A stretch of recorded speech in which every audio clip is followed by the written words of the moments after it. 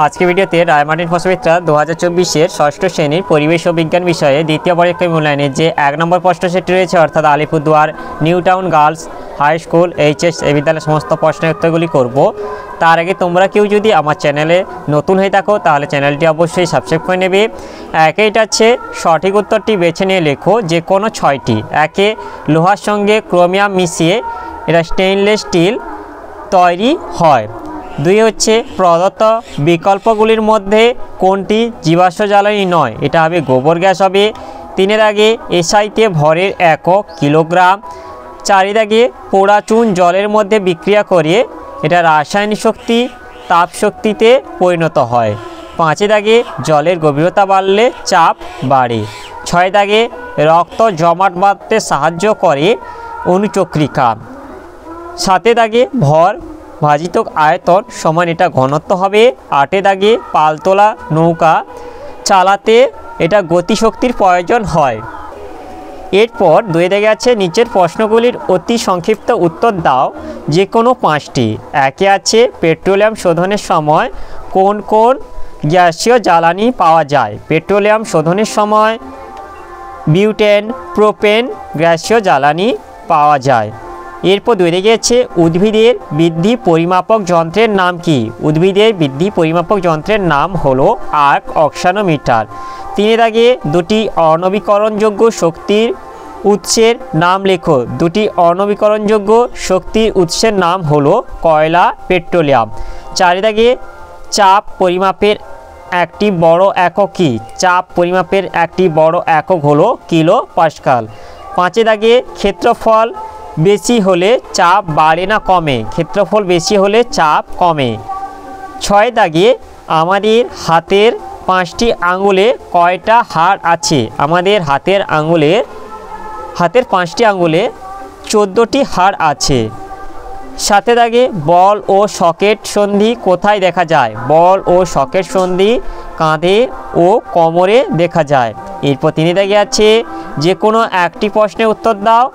একে আছে পাললিক শিলা কাকে বলে উদাহরণ দাও। এর উত্তরটি হলো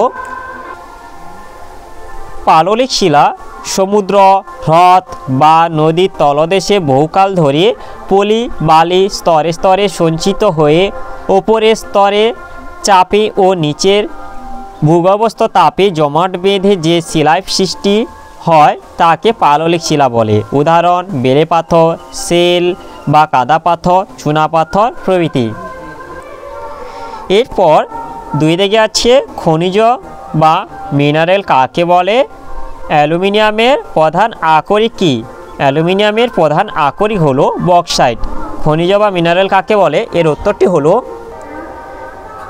খনিজ বা মিনারেল নির্দিষ্ট পারমাণবিক কাঠামো বিশিষ্ট শিলামধ্যস্থ কেলাসিত মৌলিক বা যৌগিক পদার্থকে খনিজ বা মিনারেল বলে। উদাহরণ হিরে অর্থোক্লেজ প্রভৃতি। এরপর 4 দাগে আছে যে কোনো 4টি প্রশ্নের উত্তর দাও। একে আছে স্বাভাবিক পুষ্টির জন্য আমাদের কি কি খাদ্য গ্রহণ করা উচিত। ভালো স্বাস্থ্যের লক্ষণগুলি কি কি। এর উত্তরগুলি হলো স্বাভাবিক পুষ্টির জন্য আমাদের কার্বোহাইড্রেট যেমন ভাত রুটি ইত্যাদি, প্রোটিন যেমন মাছ মাংস ডিম সয়াবিন ডাল ইত্যাদি এবং ফ্যাট যেমন দুধ ঘি মাখন তেল ইত্যাদি জাতীয় খাদ্য গ্রহণ করা উচিত। এছাড়াও আমাদের দৈনন্দিন খাদ্য তালিকায় পর্যাপ্ত সবুজ শাকসবজি ফল থাকা উচিত, যা থেকে প্রয়োজনীয় ভিটামিন যেমন ভিটামিন বি ভিটামিন সি ইত্যাদি ও খনিজ পদার্থ যেমন ক্যালসিয়াম লোহা ইত্যাদি পাওয়া যাবে। এরপরে প্রশ্নের উত্তরটি হলো ভালো স্বাস্থ্যের লক্ষণ। একে কোনো ব্যক্তির দেহভর সূচক বা বিএমআই 18.5 থেকে 25-এর মধ্যে হওয়া উচিত, যা দেহের উচ্চতা সাপেক্ষে স্বাভাবিক ওজনকে নির্দেশ করে। 2 শরীরে চর্বি যাতে না জমে সেদিকে খেয়াল রাখা। 3 হাড় ও পেশির সঠিক গঠন ও বৃদ্ধি।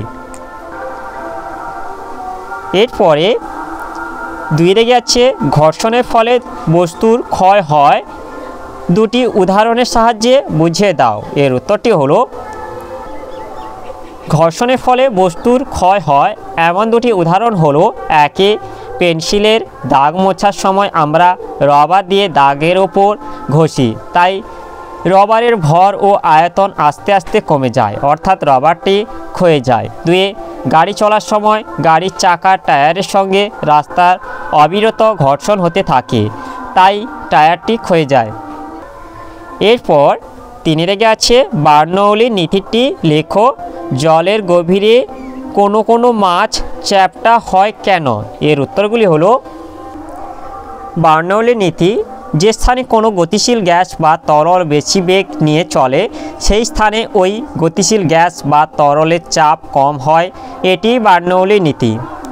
এর পরের প্রশ্নের উত্তরটি হলো গভীর সমুদ্রে মাছের দেহের গঠন অভিযোজনের ফলে সরু ও চাপটা আকৃতির হয়ে থাকে। গভীরতা বাড়লে জলের চাপও বাড়ে। মাছের দেহ আকৃতিতে সরু হলে দেহের ওপর জলস্তম্ভে নিম্নচাপ কম ক্রিয়া করে, ফলে ওপরে নিচে ওঠানামা করা মাছের পক্ষে সহজ হয়।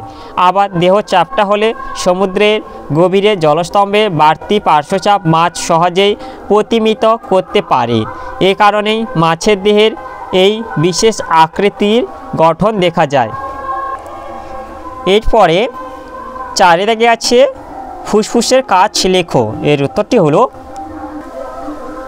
ফুসফুসের কাজ 1 বাইরে থেকে বাতাসকে শরীরে ভেতর টেনে নেওয়া, প্রশ্বাস বায়ু বা সেই টেনে নেওয়া বাতাস থেকে অক্সিজেনকে রক্তে পৌঁছে দেওয়া। 2 শরীরে তৈরি হওয়া কার্বন ডাইঅক্সাইড রক্ত থেকে টেনে নিয়ে নিঃশ্বাস বাতাসের সঙ্গে শরীর থেকে বের করে দেওয়া। এরপর 5 রেগে আছে হৃৎপিণ্ডের অবস্থান লেখো। শিরা ও ধমনী কাকে বলে? এর উত্তরটি হলো হৃৎপিণ্ডের অবস্থান, হৃৎপিণ্ড বুকের মাঝখানে থাকা বক্ষাস্থি ও শিরদাঁড়ার মাঝের অংশে বক্ষাস্থির ঠিক পেছনে অবস্থান করে। এরপরে প্রশ্নোত্তরটি হলো শিরা, যে নলগুলি সারা দেহ থেকে দূষিত রক্ত অর্থাৎ বেশি CO2 যুক্ত রক্তকে হৃৎপিণ্ডে নিয়ে আসে তাদের শিরা বলে।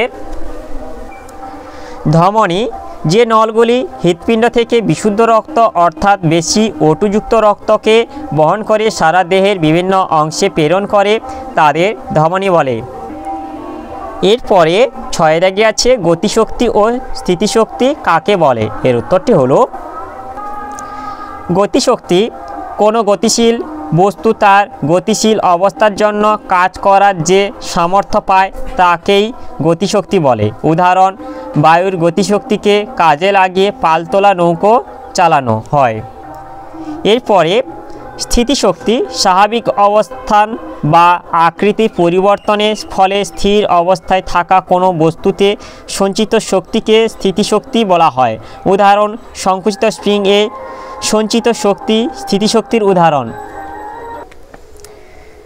তাহলে আজকের ভিডিওতে আমরা ষষ্ঠ শ্রেণীর পরিবেশ ও বিজ্ঞান বিষয়ে যে 1 দাগে Alipurduar new town girls high school HS এই বিদ্যালয়ের সমস্ত প্রশ্নের উত্তরগুলি শেষ করলাম। আর তোমরা কেউ যদি আমার চ্যানেলটা এখনও সাবস্ক্রাইব করে রাখোনি তাহলে চ্যানেলটা অবশ্যই সাবস্ক্রাইব করে নেবে। ভিডিওটি ভালো লাগলে ভিডিওটিকে লাইক, কমেন্ট ও শেয়ার করতে ভুলবে না।